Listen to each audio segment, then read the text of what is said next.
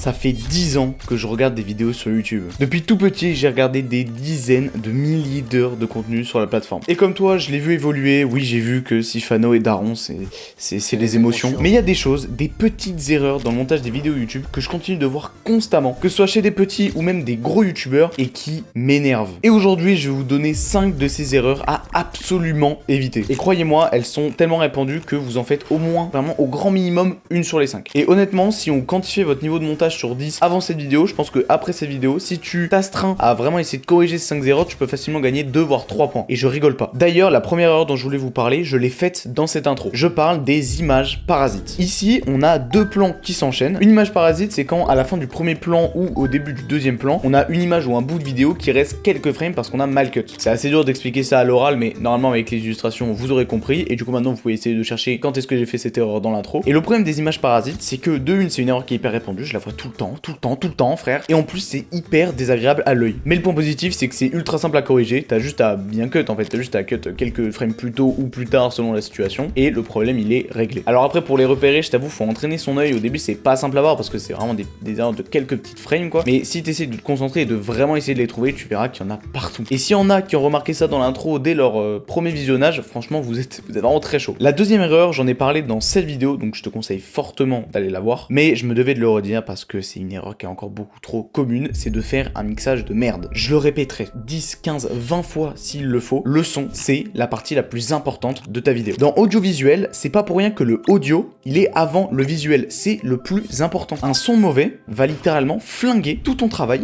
instantanément. Donc arrête de ne pas mixer ton son, que ce soit ta voix off ou tes SFX. Adapte leur volume pour ne pas qu'il soit trop ou pas assez fort. Ralentis ou accélère-les selon ce dont tu as besoin. Ne fais pas saturer tes sons. Pour ça, tu peux aller sur cette fenêtre, cliquer ici, mettre cet effet et ensuite tu double-cliques et tu coches limiteur et tu mets moins 3 dB. Et tu mets cet effet sur toutes tes pistes. Comme ça, t'es tranquille, ça empêche en fait le son de saturer. Mais une vidéo sortira bientôt, enfin j'espère, sur mes meilleurs conseils pour faire un bon mixage. Donc en attendant, abonne-toi et like la vidéo pour être sûr de ne pas la louper. Et au passage, n'hésite pas à télécharger aussi mon pack de presets d'animation, c'est complètement gratuit. C'est sur mon site et le lien est en description. Ensuite, la troisième erreur, elle est très liée à la deuxième, c'est de mal choisir ses musiques. Regarde, par exemple, si là je mettais cette musique, tu verrais qu'il y a un truc qui cloche là, tu verrais que c'est une sale musique de neuil qui a rien à faire là. Comme on dit, la musique c'est la forme d'art la plus expressive. Une musique bien choisie, ça triple, ça quintuple autant que tu veux le niveau de ta vidéo. Donc prends le temps, plusieurs heures s'il le faut, je m'en fous, pour choisir la meilleure musique pour chaque moment de ta vidéo. Je mettrai, pour vous rigoler un petit peu, à la sortie de cette vidéo sur mon serveur Discord dans le channel ressources, une petite vingtaine de musiques que j'utilise très souvent et qui sont vraiment incroyables. Donc